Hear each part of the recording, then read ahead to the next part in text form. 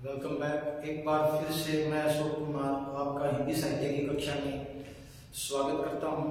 आपका हार्दिक अभिनंदन करता हूं। हिंदी साहित्य के इतिहास लेखन में हम छायावादी युग पढ़ रहे थे। छायावादी युग के अंतर्गत तीन अन्य विचारधाराओं का जन्म होता है, जिनमें आगे हमने पहले पढ़ा था जो छायावाद के बाद में प्रगतिवादी काव्य है, वह छायावादोत्तर युग में आता है, जिसमें छायावादी कवियों के बाद एक नई विचारधारा जिसमें प्रगतिवाद अर्थात मजदूरों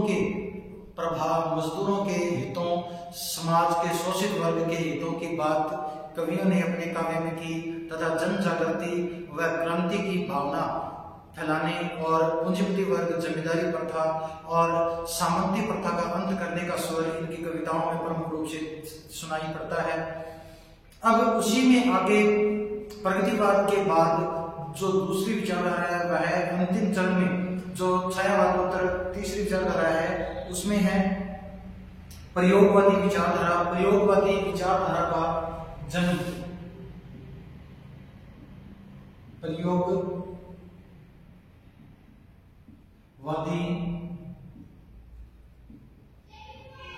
कविता का जन्म सन 1943 ईस्वी में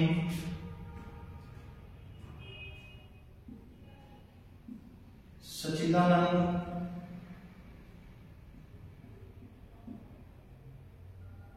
हीरानंद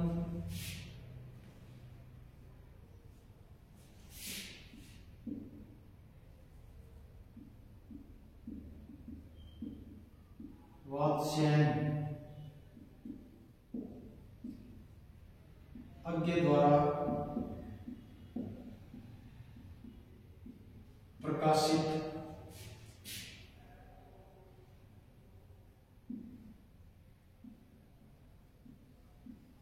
प्रथम दासशतक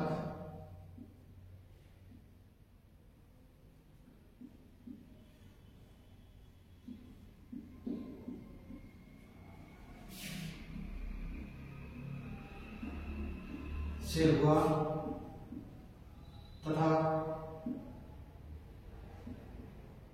अज्ञे को इस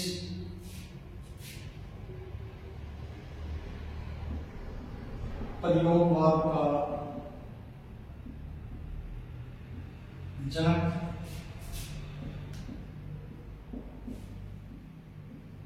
माना गया। छायावाद के अंतिम चरणों में जो तीसरी धारा उत्पन्न हुई वह सन 1943 में प्रयोगवाद के नाम से जानी जाती है। इस नई काव्य धारा के जन्मदाता सच्चिदानंद हीरानंद वात्स्यायन अज्ञे माने गए हैं। इस नई काव्य धारा की कालावधि युग और जीवन की प्रमुख कालावधि है। इसमें स्वतंत्रता प्राप्ति के लिए पराधीन भारतीयों की छटपटाहट इस काव्य में साफ दिखाई देती है। सन 1937 ईस्वी में जब प्रांतों की राज्य सत्ता कांग्रेसी मंत्रिमंडल के हाथ आई, तब जनता में नई आशा और नए आत्मविश्वास का संचार हुआ। उसमें क्रांति, बलिदान, व्यंग्य की भावना, आशा और नए विश्वास का संचार हुआ। उसकी यह भावना राष्ट्रीय आंदोलन से जुड़कर अधिक तीव्र हुई। इसमें मैथिली शरण गुप्त इस धारा की प्रमुख कवि मैथिली शरण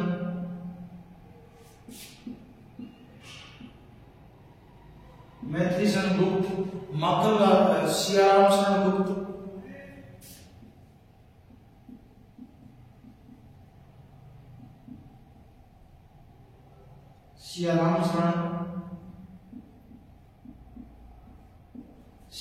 शरण गुप्त, माखनलाल चतुर्वेदी,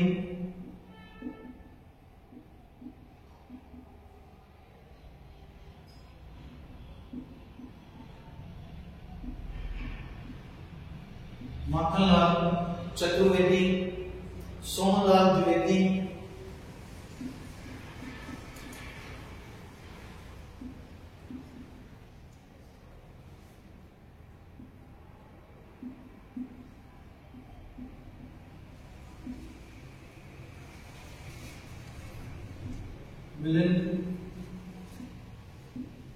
मिलन थे आदि कवि इस युग के प्रमुख कवि थे, जिसमें प्रभात, रामधारी सिंह दिनकर, केदारनाथ मिश्र, उदय शंकर भट्ट, ये सभी कवि इस विचारधारा के कवि थे। किंतु द्वितीय विश्व युद्ध के भीषण अत्याचार, भीषण आतंक और शरणार्थियों का एक देश से दूसरे देश में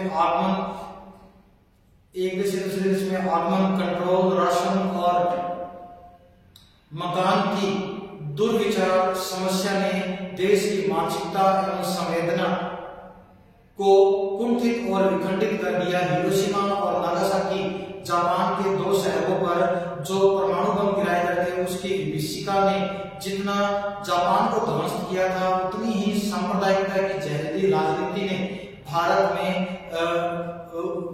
बिना घातक जहर फैलाया। इन सभी का हिंदी कविता पर भी गहरा असर पड़ा। फलतः हिंदी कविता में भी परिवर्तन आया। यह परिवर्तन जिस प्रकार से आया, वह अस्थिरता, अनिश्चयता ने शाश्वत व चिर निरंतरता को नष्ट कर दिया। असहयोग आंदोलन, अहिंसा तथा सत्याग्रह जैसे सिद्धांत अब खोखले पड़ गए थे। विश्व शक्तियों ने के सम्मुख हमारी दैनिकता प्रकट हो रही थी। समस्त युग जीवन में अस्थिरता, विखंडनता और अराजकता देश में चारों ओर व्याप्त हो चुकी थी। इसने काव्य में अनास्था, असंगति, अंतर्विरोध, कुंठा आदि मनोभावों को जन्म दिया। दूसरा यह कि लोग भोग पर, अपने भावबोध और नई दृष्टि के पनपन पर विशेष ध्यान देने लगे थे। प्रयोगवाद अपने आंदोलन के 3 चरणों से गुजर चुका था। इसका प्रथम चरण आगे के संपादकत्व में निकले तार सप्तक के प्रकाशन 1943 से हो गया था। यद्यपि इस संग्रह में प्रकाशित कवियों की कविताओं का मूल स्वरूप प्रगतिवादी ही था, किंतु उसमें नए प्रयोगों की कमी नहीं थी। संग्रहित कवियों ने रचनात्मक मान्यताओं को अपने काव्य में स्पष्ट स्थान दिया तथा वक्ताओं तथा भूमिकाओं में आज्ञा द्वारा विस्तृत रूप में प्रयोग पर की गई चर्चा के कारण इसका नामकरण प्रयोगवाद रखा गया। प्रयोगवाद का दूसरा स्वरूप नलिन विलोचन केसरी कुमार, नरेश कुमार की प्रमुख रचनाओं में है, जिन्हें प्रपद्यवाद के नाम से नई धारा को जन्म दिया। इन्होंने काव्य में प्रयोग को सत्य स्वीकार किया और तीनों के नामों का प्रथम अक्षर लेकर नकेन कविता संग्रह संपादित किया, किंतु वह रूप मान्य न हो सका।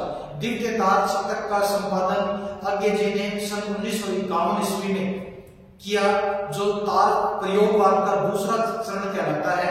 दूसरे तार शतक के 7 कवि थे। दूसरे तार शतक के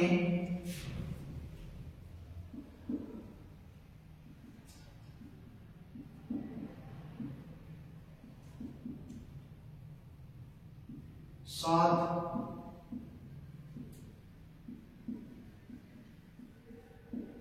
प्रमुख कवि थे। भवानी प्रसाद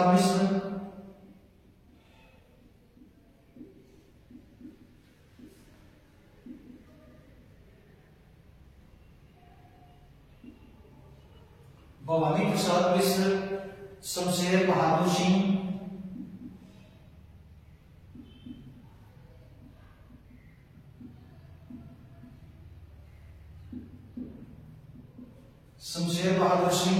शकुंतला माथुर,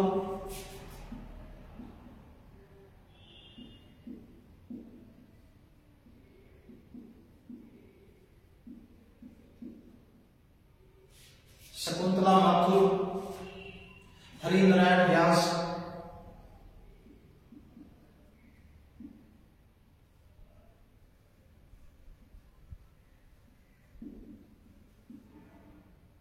हरि नारायण व्यास, नरेश कुमार मेहता, रघुवीर सहाय,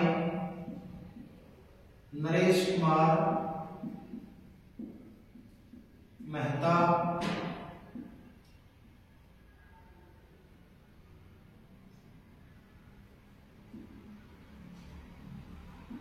रघुवीर सहाय,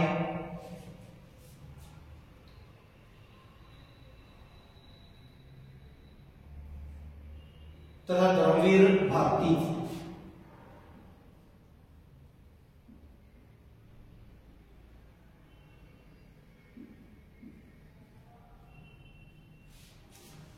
दूसरे शतक के प्रमुख कवि थे। इसके बाद में हम आगे बढ़ते हैं प्रयोगवादी काव्य की प्रमुख विशेषताएं या प्रवृत्तियां।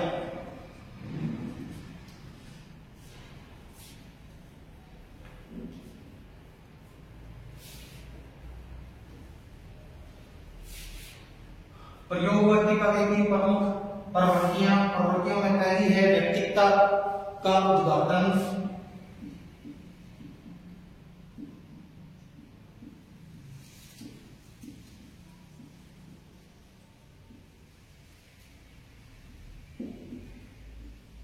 व्यक्तिकता का उद्घाटन। प्रयोगवादी कविता में व्यक्तिकता की अभिव्यंजना अनेक रूपों में प्रकट हुई है। सामान्य रूप में रचनाकार यही आत्मानुभूति सर्वानुभूति बनकर साहित्य की संज्ञा धारण करती है, लेकिन सबसे पहले प्रयोगवाद में इस व्यक्तिकता को समाजोन्मुखी से काटकर बिल्कुल एकांकी कर दिया गया, जिसके परिणाम स्वरूप प्रयोगवादी काव्य में नितांत व्यक्ति की अनुभूति और भावना अभिव्यंजित होती है। अज्ञ ने भी इस व्यक्तिकता को अपने काव्य में सस्वर प्रदान किया है। दूसरी है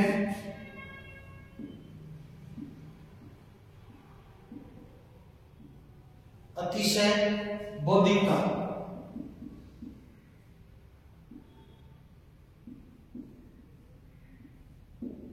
अतिशय बौद्धिकता से तात्पर्य है कि प्रयोगवादी कवि अपने बुद्धि पर विशेष ध्यान देते थे। प्रयोगवादी कवि सारे तथ्यों का दर्शन बुद्धि ही के आलोक में करते थे। धर्मवीर भारती के अनुसार इस बौद्धिकता का जन्म हर भावना के आगे लगे हुए एक प्रश्न चिन्ह से होता है, यानी काव्य में प्रमुख रूप से बौद्धिकता को स्थान दिया जाना चाहिए। काव्य में विशेष रूप से कवि अपनी रचना के द्वारा व्यक्ति के मस्तिष्क की उस जिज्ञासा प्रवृत्ति को प्रकट करना या उत्पन्न करना चाहता है, जिसके द्वारा वह प्रश्न कर सके अपने देश काल की राजनीति, सामाजिक परिस्थितियों, राजनीतिक परिस्थितियों से और विचारधाराओं से प्रश्न कर सके। ऐसा वे मानते थे। डॉक्टर नरेंद्र को इस काव्य में बौद्धिकता के व्यवहार पर चिंता है। वे कविता में राग तत्व को ही प्रधान मानते हैं, अर्थात कविता में संगीतात्मकता, रागात्मकता, लय और छंद प्रधान होने चाहिए, न कि बौद्धिकता यानी बुद्धि का कुतूहल कविता में उसको प्राय जड़वादी बना देता है, क्योंकि उनका दृष्टिकोण है कि जिस काव्य में बुद्धि तत्व राग तत्व से प्रबल हो जाता है वहां काव्यात्मकता का नाश हो जाता है। अगला है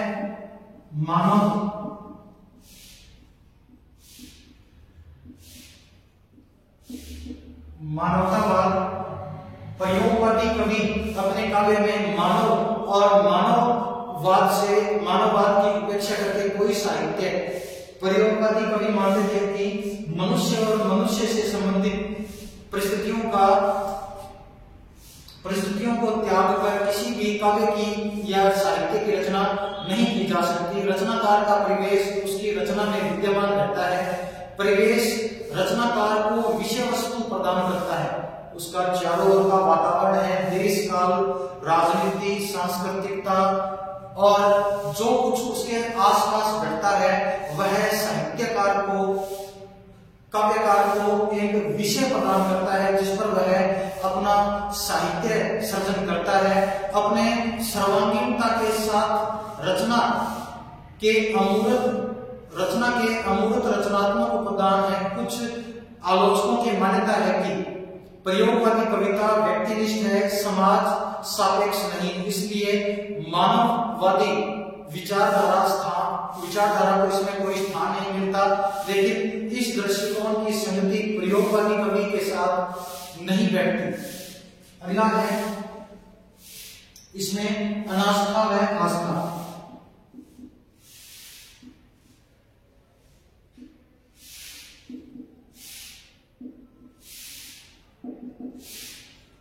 अनास्था से तात्पर्य है कि अनासक्ति, नास्तिकता, अर्थात छायावाद प्रगतिवादी कवियों ने जहां ईश्वर और धर्म में नास्तिकता का भाव प्रकट किया था, वहीं प्रयोगवादी कवियों ने ईश्वर में आस्था रखकर जो सामान्य परिस्थितियां हैं, उससे जो तात्कालिक परिस्थितियां हैं, उनमें एक क्रांतिकारी परिवर्तन करना चाहते हैं। बौद्धिकता से राग तत्व अवश्य नष्ट हो जाता है। रागात्मकता की शक्ति के विनाश से रस का अंत हो जाता है। वह अनास्था की प्रवृत्ति प्राय उत्पन्न होती है। जो जब हम कविता को पढ़ते हैं, ऐसी कविताएं प्रयोगवाद की कविताओं को जब हम पढ़ते हैं, तो हमारे मस्तिष्क में उस वर्णित परिस्थिति के बारे में एक संशय, एक जिज्ञासा, एक प्रश्न उत्पन्न होता है कि समाज या उस वस्तु विषय की, कविता के विषय की ऐसी परिस्थितियां क्यों हैं और क्या हम उसे हल नहीं कर सकते। ऐसी बौद्धिकता जब हमारे मस्तिष्क में उत्पन्न होती है, तो हम पाते हैं कि कविता का राग तत्व प्राय नष्ट हो चुका है। जैसे कि अज्ञ जी की भिक्षु कविता है, उसमें एक भिक्षुक यानी एक भिखारी की जो प्रवृत्ति है उसका वर्णन किया गया है, और उसकी शारीरिक दशा का, उसके पोशाक का वर्णन किया गया है, उसके हाव भाव का वर्णन किया गया है। उसे पढ़ने के बाद सारी रागात्मकता, लयता नष्ट हो जाती है और एक प्रश्न उभर कर आता है कि समाज में ऐसी विसंगति क्यों है कि एक व्यक्ति जो अपने घर में पेट भर खाकर सोता है, वहीं दूसरा व्यक्ति एक उपेक्षित जीवन जीता है, जो हर घर के चौखट पर जाता है, लेकिन कोई उसे डांट फटकार देता है तो कहीं से उसे प्रेम स्वरूप दो निवाले मिल जाते हैं जिसमें वह संतोष करता है। प्रयोगवादी कवियों के मन में निराशा, कुंठा, पाप, बोध, वेदना व पराजय की भावना को स्थान मिला है। अज्ञ जी, सर्वेश्वर दयाल सक्सेना, प्रभाकर माचवे, मुक्ति बोध आदि रचनाकारों ने अपने काव्य में इसी भावना को स्थान दिया है। उनकी यह आस्था उनकी अनासक्ति से ज्यादा सहज और शक्तिशाली लगती है। प्रयोगवाद के संपूर्ण भाव को देखकर यह कहा जा सकता है कि प्रयोगवादी कवियों की पराजय और अनास्था की कामना की भावना एक सीमा तक सही है। फिर अगला भाव है श्रृंगार का उन्मुख चित्रण। श्रृंगार का उन्मुख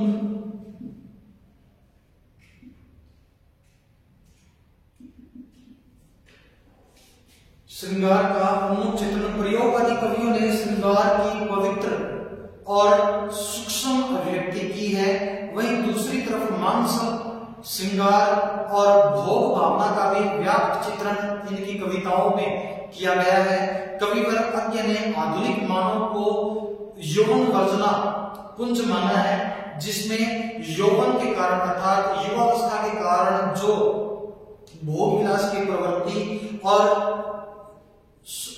यौवन जनित जो आकांक्षाएं हैं उनकी वर्जना मानी है। वे तार सप्तक में लिखते हैं कि आधुनिक युग का साधारण व्यक्ति यौन वर्जनाओं का पुंज है। आज के मानव का मन परिकल्पनाओं से लदा हुआ रहता है। व्यक्ति के मन में अनेक यौन जनित आकांक्षाएं जन्म लेती हैं और वे कल्पनाएं सब दमित व कुंठित होकर रह जाती हैं। उस सौंदर्य चेतना का इस कारण सौंदर्य चेतना का भी दमन होता है। उसके उपमान सब यौवन प्रतिकारियां रखते हैं। फिर अगला है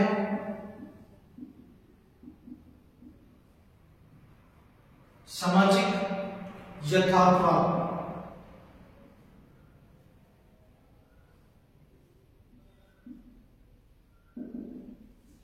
सामाजिक यथार्थवाद सामान्य रूप से यह माना जाता है कि प्रगतिवादी कवियों ने समाजवाद की और प्रयोगवाद की अभिव्यक्ति की है, लेकिन जहां तक दोनों के तात्विक रूप का प्रश्न है, दोनों में कोई विशेष अंतर नहीं है। समाजवाद के अंतर्गत व्यक्ति का अध्ययन समाज से शुरू होकर व्यक्ति तक का अध्ययन माना जाता है और प्रयोगवाद के अंतर्गत यही अध्ययन व्यक्ति से शुरू होकर समाज स्तर तक पहुंचता है।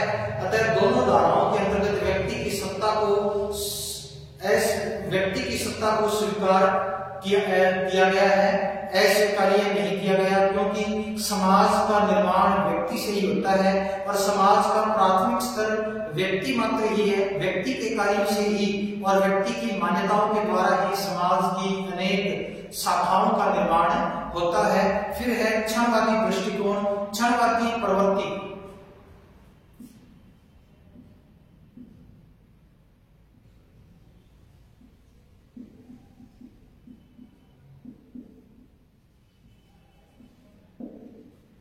क्षणवादी दृष्टिकोण से प्रवृत्ति की पृष्ठभूमि से तात्पर्य है कि प्रयोगवादी काव्य धारा के अंतर्गत पाश्चात्य चिंतन के परिणाम स्वरूप क्षणवादी विचारधारा हमारे हिंदी साहित्य में उत्पन्न हुई। क्षणवादिता की मान्यता है कि जीवन का एक आनंदमय क्षण संपूर्ण जीवन से अधिक महत्वपूर्ण है, अर्थात जिस समय में हम जी रहे हैं, जो क्षण हमारे जीवन में अब उपस्थित है, वही हमारे लिए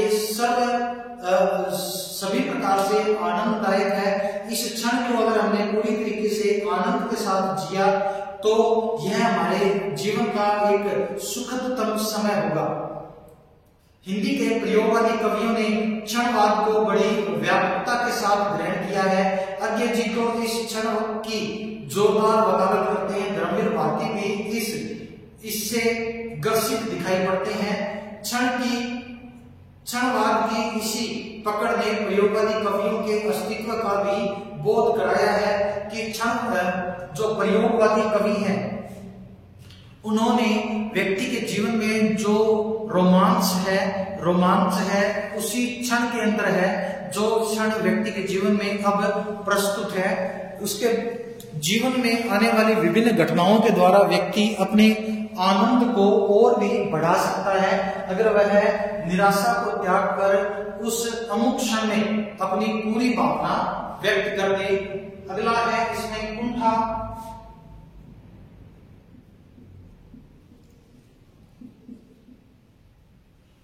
कुंठा और निराशा का चित्रण।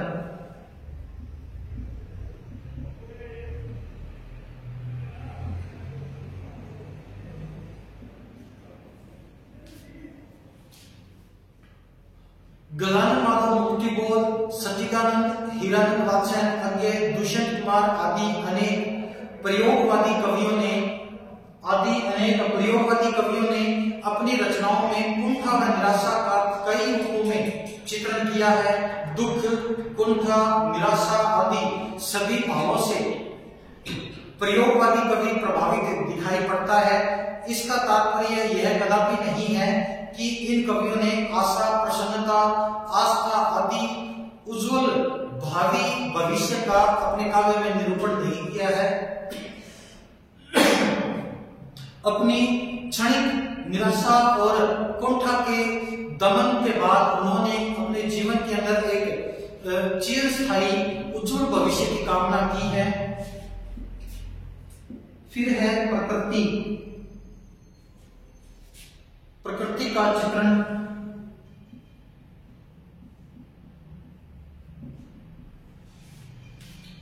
प्रयोगवादी कवियों ने अनेक उपमानों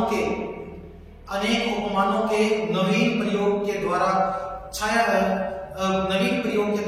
प्रकृति का अपने काव्य में रूपक वर्णन किया है, मनमोहक वर्णन किया है। छायावादी काव्य में प्रकृति जिस बहुरंगी आभा के साथ प्रस्तुत हुई वह अत्यंत विलक्षण थी। प्रयोगवादी कविता में वैसा रूप दिखाई नहीं पड़ता है जैसा छायावादी कविता में दिखाई देता है। इस कविता में कवि मनुष्य के जीवन की विसंगतिपूर्ण स्थिति को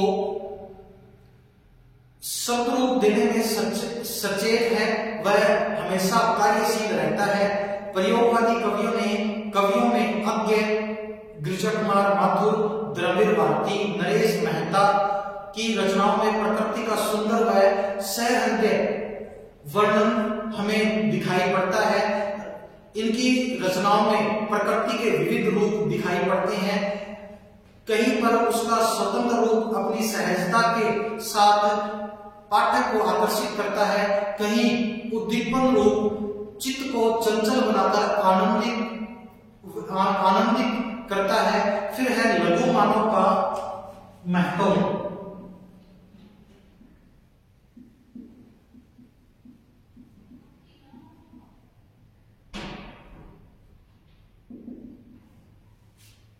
लघु मानव का महत्व। प्रयोगवादी कवियों ने अपने काव्य रचनाओं में एक सामान्य मानव को गौरव प्रदान किया है, यानी समाज के साधारण मनुष्य को अपनी काव्य रचनाओं का प्रमुख विषय बनाया है। गजानन माधव मुक्तिबोध की रचना एक अपाहिज रचना है, जिसमें अपाहिज व्यक्ति का साक्षात्कार लेने के लिए जो इन साक्षात्कार करता है या टीवी के जो न्यूज रिपोर्टर है उससे अलग अलग ढंग से उसकी विसंगतियों का कारण पूछते हैं, उसके अभाव का कारण पूछते हैं, उसकी अपंगता का कारण पूछते हैं, जिससे वह व्यक्ति प्राय कुछ कह नहीं पाता। उसके होठों पर उसकी सिसकियां और उसका दर्द साक्षात प्रकट हो जाता है। तो यही रूप है एक लघु मानव के रूप में प्रकट होना। इसी प्रयोगवादी काव्य में एक लघु मानव समाज का एक सबसे पिछड़ा और दबा कुचल एक अछूत वर्ग जिसमें भिखारी है, यानी भिक्षु कविता में अज्ञ जी ने भिखारी की चेष्टाओं और जो सभ्य जन है, सभ्य समाज है, उसका एक भिखारी के प्रति जो दृष्टिकोण है, उपेक्षा की भावना है, वह साक्षात उसके काव्य में दिखाई देती है। इस प्रवृत्ति के कारण प्रयोगवादी कविता में व्यक्तिगत अनुभूति को अधिक महत्व दिया गया है। इसके साथ साथ एक सामान्य मानव इन कवियों के काव्य का विषय बना। अज्ञ, नरेश मेहता, द्रविड़ भारती, गिरिजा कुमार माथुर आदि कवियों ने अपनी कविताओं में लघु मानव को पर्याप्त महत्व दिया। उसकी विषमताओं, उसके अभावों और अभावों को प्रमुखता से